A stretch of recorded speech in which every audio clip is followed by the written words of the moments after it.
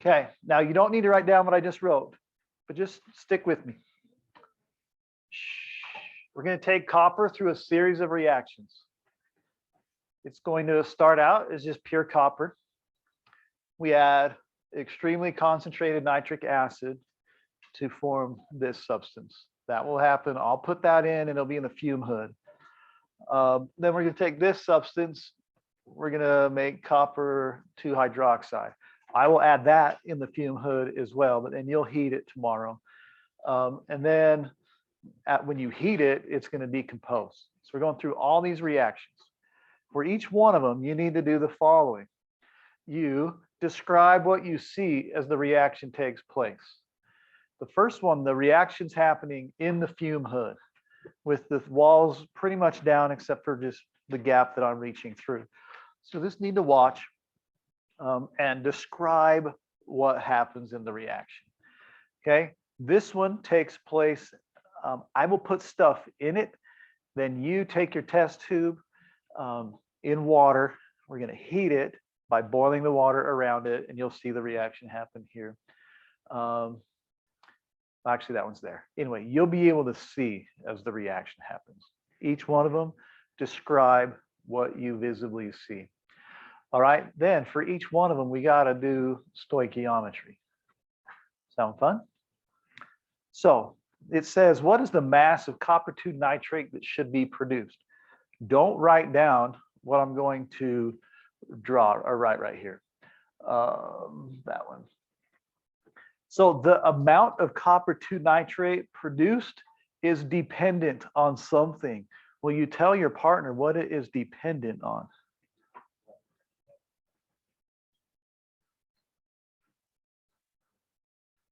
Okay, I heard a person mumble it so far.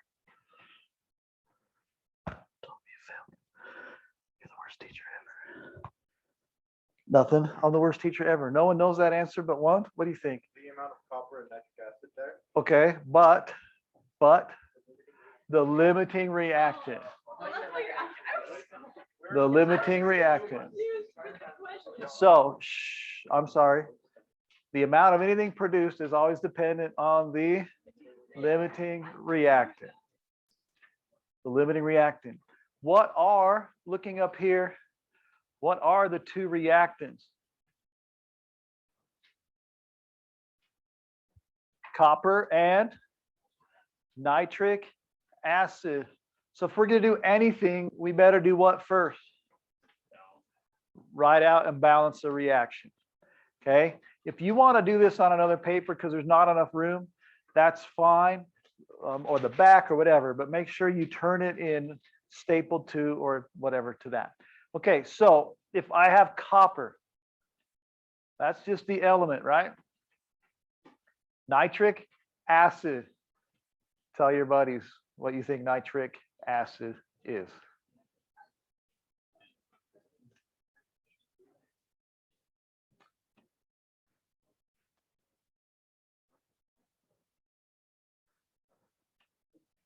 All right, I heard a lot of people say it starts with an H. That's a good job. I'm not the worst teacher ever because it's an acid. There's more to it. What do we think? NO3. Good job, Sky, and everyone else that said that. NO3. Is there a number right here? Nope. There isn't one yet, and there won't be one because this would be a +1 and a -1. So it's just HNO3. All right, my friends, in the directions, I told you one of the products. What was it? Copper 2 nitrate, CuNO3, but this 2 told me that's a +2, right? I should have nitrate memorized as a -1. So it's CuNO3 2 plus. Will you use your logic skills and see if you can figure out the other product?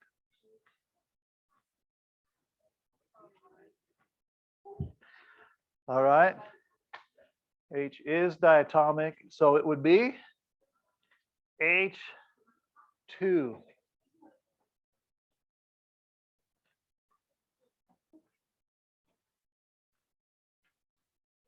How do we feel about that? Now, I'm going to be completely honest with you. The reaction that you see is a lot more complicated than what we wrote on the board. But stoichiometry wise, that's good enough. That's good enough. Okay, so would you balance it?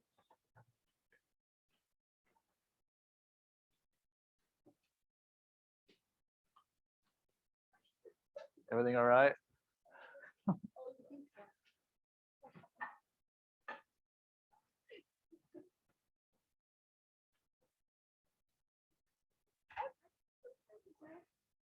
Nice. That is good news.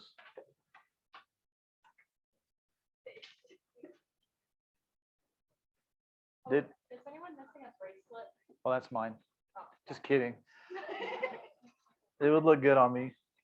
Kind of like my beard does. Red. Yeah.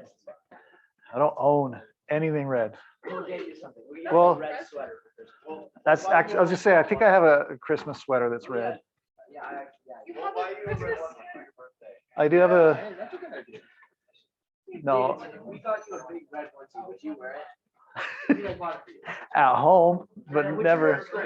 No, onesies are, they're awkward. Okay, moving on. I got a 2 somewhere, right? Abigail, where's the 2? It's on the second line. There we go. It's on the second line. Is there a 2 anywhere else? Nope. Could I say the following sentence? The answer is yes, so I wouldn't ask it. Let's just be honest. For this reaction to have, I need twice, or happen, I need twice as much of that as I do this. That's what those coefficients are telling me. Okay, here we go. There's one thing I have never taught you. It usually comes up in chapter 4. It's not bad. If you read this problem, you're going to find the grams. That's just given to you. To save time, I've already massed them out and it's written on the weighboat. You'll have the grams of copper and you can find the moles and all that by the molar mass, right? If you look up here, we're going to react copper with 1 milliliter of, oh, I already screwed up. It's 12 capital M. That means molar. That's its concentration. 1 milliliter of 12 molar nitric acid. What you haven't learned, and you don't have to know this right now, but I'm going to tell you, is how to go from a volume and a concentration to moles. Because in order to compare and find your limiting reactant, you need the moles of both things. Yeah. Oh, yeah. There you go. Yep. Okay, so this is not really that hard. Moles, or sorry, capital M, don't write it right there. That was a stupid place to put it. Capital M means the moles in 1 liter. Okay, and we'll learn this in chapter 4. But for this lab, we need to have this little piece of information. So if I have 12 moles in 1 liter, how many do I have in 1 milliliter?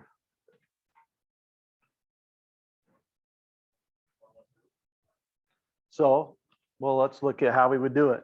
How much volume is, how many liters is 1 milliliter?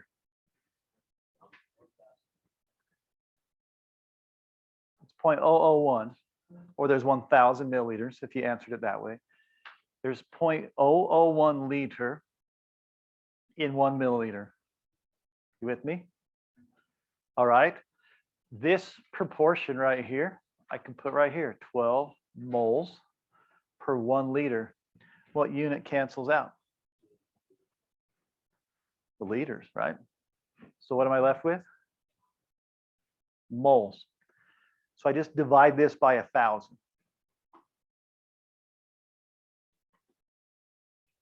We okay with that? Okay, we'll do that a lot, and you only need it for this lab, you only need it that one time. So there is your moles of HNO3. you'll need that number to determine what? Starts with the L, the limiting reactant, because the amount of copper 2 nitrate produced depends on which one stoichiometrically I have less of. Okay, so what you'll do, and once again, today the lab part, super short, then we'll come back and do more math. To save a ton of time, I've already used my fancy scale, and I have a weigh boat where I've written in Sharpie what the mass of the little copper thing is. You need that value. All right. Then I've also already masked the test tubes that you'll do every single part of this in. Everything stays in this test tube from the moment you put it in until the moment we dry it over the weekend and we measure it on Monday. The test tube has the mass written on the side. Write it down, because a lot of the things we're going to do could cause that marker to disappear. So make sure you write that down. It should be right here. Record the initial mass of your sample and the initial mass of the copper. Then I need all of you. You'll all do the same thing, and there'll be a line at the station, but it doesn't really matter. Take one of the graduated cylinders and fill it up a little bit with water, not a ton, because I don't want the test tube to float. All right. You'll just put it in like that. You'll drop your copper in, and then you'll bring it to me, and I will put the nitric acid in it. You okay with that? Then you stay on this side of the fume hood, and you can just look in and watch what happens to your copper. That's literally all you're doing today. And then you can sit at your table and do math. What is the water for? The water, great question. Any guesses what the water's for? Sort of. It's to dissipate the heat produced. We haven't learned the term yet, but this reaction is extremely exothermic, which means it gives off a ton of heat. And so we put it in that water to help dissipate the heat. We'll do the science and math for step 2 and 3 after we do this. Okay, thumbs up if you're all right, what we need you to do in the lab. Okay, there is absolutely no danger to you today, because I'll do it, but I still want you to put your safety glasses and aprons on in case the fume hood explodes and all the acid is spread throughout the room. Sound good? That'd be more exciting than yesterday. Okay. But I really, please still, safety glasses, aprons. There'll be a long line at the fume hood because I got to be really exact when I add the stuff. Okay. Work with your lab partners. Don't have a group that has more than 2 or 3 people in it maximum.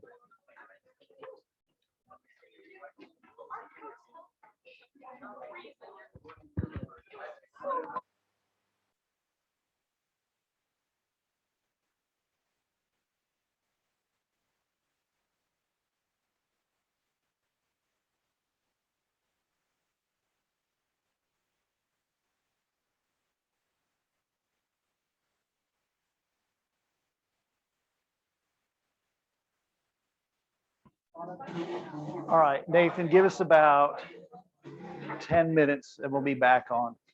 So it'll just be 10 minutes of silence, sorry.